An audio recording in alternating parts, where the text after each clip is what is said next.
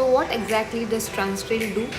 Think of Transtrail as the company that builds the roads for electricity. Electricity is produced in one place and Transtrail helps build the network and takes it to another place. So Transtrail Lightning builds the infrastructure that carries electricity from where it is produced to where it is needed. Electricity is generated in power plants. Transtrail builds the big towers, wires and substations that carry that electricity over long distances to cities, factories and businesses.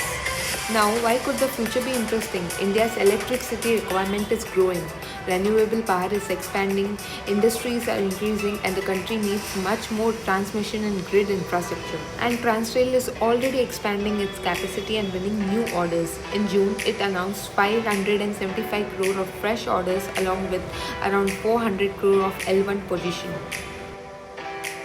The company delivered 6,880 crore revenue in FY26, up about 30% with operating PAT growth of about 28%.